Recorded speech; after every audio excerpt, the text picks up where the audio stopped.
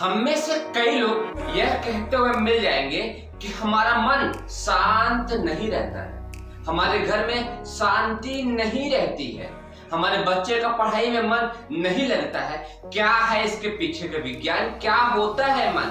आज हम इस विषय पर बहुत ही गहराई से बात करने वाले हैं। यदि इस वीडियो का पूरा लास्ट तक देखेंगे तो आपको पूरा समझ में आ जाएगा क्या है मन के पीछे का विज्ञान, क्यों हमारा मन हमारी बात नहीं मानता है, क्यों हमारा मन अस्थिर रहता है, क्या है इसके पीछे का साइंस।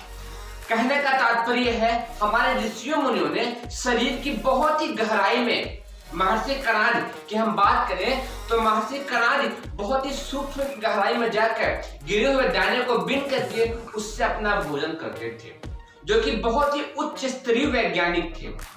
क्या है, उन्होंने ऐसा क्यों किया, क्या है इसके पीछे का विज्ञान, क्या आपको पता है? जो कुछ भी आप खाते हैं, जो भी आप अन्न लेते हैं, उस अन्न से 3 भाग बनते हैं। पहले भाग से बनता है मल, जो कि बाहर निकल जाता है। दूसरे भाग से बनता है रस, रक्त, मांस, मज्जा, अन्य चीजें। और तीसरी स्थिति में बनती है सबसे गहरी चीज, वो है मन। अर्थात किसी भी अन्न को जो आप लेते हैं उसकी सबसे अंतिम अवस्था होती है मन। जैसे आपने कोई चीज खाया, कुछ भी खाया, चावल, दाल, सब्जी, रोटी, कोई फल, कुछ भी आपने जब खाया तो खाने के पश्चात वह शरीर में जाता है, उससे रस, रक्त, मांस, मज्जा, मेद, अस्थि, वीर्य जैसी चीजें बनती हैं, जिससे आपका शरीर बलशाली, ओजशाली बनता है। यदि और गहराई में आप जाइए तो वीर्य के बाद की अंतिम स्थिति होती है जब व्यक्ति का बनता है मन। अर्थात आपने क्या खाया है उसी से आपका मन बनेगा।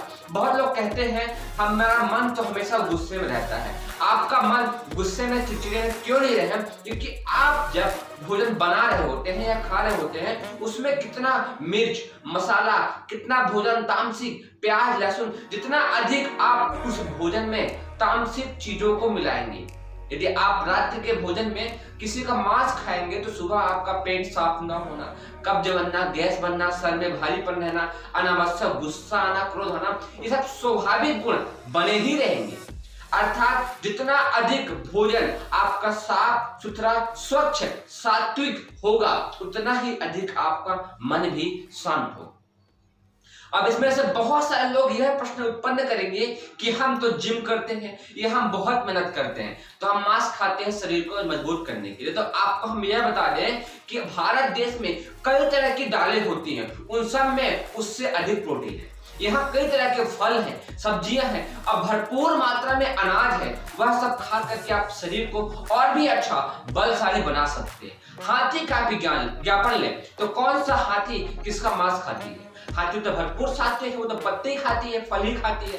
तो यह बहाना देना पूर्ण रूप में गलत है कि मांस खा के ही शरीर को मजबूत बना सकते हैं। अर्थात फल, सब्जियां, कई तरीके के अनाज जैसी चीजें लेकर के भी आप शरीर को बहुत ही बलशाली, ओजशाली बना सकते हैं। महर्षि कणाद ने जब शरीर के सूक्ष्मतम गहराई में गए तो उन्होंने जाकर यह देखा कि शरीर में जो भी आप दाने के बराबर की मात्रा में भोजन लेते हैं, अर्थात दाने दाने से आपका मन बनता है। आपका मन इस चीज से बनता है कि आपने जो खाया वो आपकी कितनी अधिक मेहनत का था, क्या बेईमानी का था, चोरी का था, क्या आपने बिना काम खाया था, बिना काम किए भी खा लिया, चोरी से खा लिया, जितनी अधिक मेहनत का होगा उतना आपका मजबूत बलशाली मन बनेगा। जब महर्षि कणाद और गहराई में गए तो उन्होंने जाकर के यह देखा कि यदि आपने जिस भोजन को लिया है उस भोजन में तामसिकता वाले भोजन मिक्स होंगे, नॉन वेज हो गया, प्याज, लहसुन, अनावश्यक मिर्च, मसाले हो गए, तो वह शरीर के अंदर जाते ही तराम झराम मस्तिष्क में उत्पन्न करेंगे। और आपको हम यह बता दें कि जो यह भोजन शरीर में इकट्ठा होता है, इसी का एक अंश मस्तिष्क का निर्माण करता है, इसी का सूक्ष्मतम भाग मस्तिष्क का और मन का निर्माण करता है। और यही मन है जो दिन भर मस्तिष्क को परेशान किए रहता है। अर्थात यदि आप मस्तिष्क और मन पर 100% कंट्रोल चाहते हैं तो यह बहुत ज्यादा आवश्यक हो जाता है। महर्षि कणाद जैसे महान ऋषियों की बात को मानते हुए कि आप अन्न पर बहुत ही बारीकी से ध्यान दें। यदि आप चाहते हैं आपका बच्चा तेजस्वी हो, बुद्धिशाली हो, बलशाली हो, सकारात्मक गुण से संपन्न हो, माँ पिता की बात मानने वाला हो, तो बहुत ज्यादा आवश्यक हो जाता है तो उसके आप भोजन पर बारीकी से गौर कीजिए।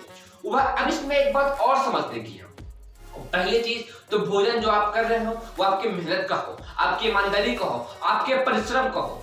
दूसरी चीज जो आप अन्न कर रहे हो वो सकारात्मक हो, अनावश्यक चीजों से मिक्स ना हो। सकारात्मक हल्के सुपाच्य भोजन ही करने चाहिए।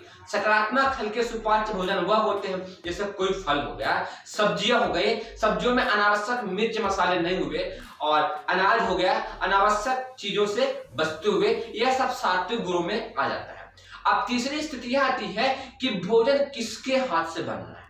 अक्सर यह देखने को मिलता है कि भोजन जहां बन रहा है, ये तो महिलाएं अनावश्यक टीवी में कुछ लगा के देख रही हैं, या उनके विचार में क्रोध के विचार चल रहे हैं, या गुस्सा के विचार चल रहे हैं, या फिर भोजन आपने वहां किया है जहां का माहौल सही नहीं है। जो व्यक्ति भोजन बना रहा होता है उसके विचार उस भोजन में मिलते जाते हैं, निरंतर ही मिलते जाते हैं। आप खाना बना रहे, आप सोच रहे हैं नहीं अमुक व्यक्ति अच्छा नहीं है, अमुक व्यक्ति इसने ऐसा किया, इसने चोरी किया, इसने बेईमानी किया, वो सब विचार उस महिला के उस भोजन में मिलते जाते हैं। इसलिए जी ने जब शरीर की गहराई पर जा करके यम, नियम, आसन, प्राणायाम, प्रत्याहार, धारणा, ध्यान, समाधि जैसे उच्च स्तरीय विद्याएं व्यक्ति के लिए उपलब्ध कराई, उस स्थिति में उन्होंने भी इस चीज पर बहुत ही बारीकी से गौर किया और हमें सलाह दी है कि यदि हम सकारात्मक और उच्च स्तरीय भोजन नहीं करेंगे तो हमारा मस्तिष्क भी समाधि की स्थिति तक पहुंचने की शक्ति और सामर्थ्य कतई नहीं पा सकता है। कहने का तात्पर्य है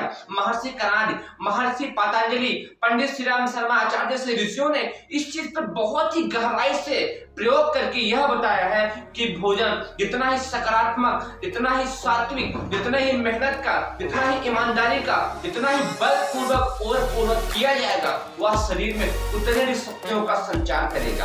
अर्थात भोजन पर बारीकी से गौर करके आप अपने बच्चे की बुद्धि का विकास उच्च स्तरीय कर सकते हैं। आप यह सोचते हैं कि हमारा बच्चा माँ पिता की बात करे, हमारा बच्चा हमारे हर कार्य में सहयोग करे, हमारा बच्चा निरंतर ही मस्तिष्क का विकास करता हुआ, शरीर का विकास करता हुआ ऊंचे बड़े स्तर पर पहुंचे।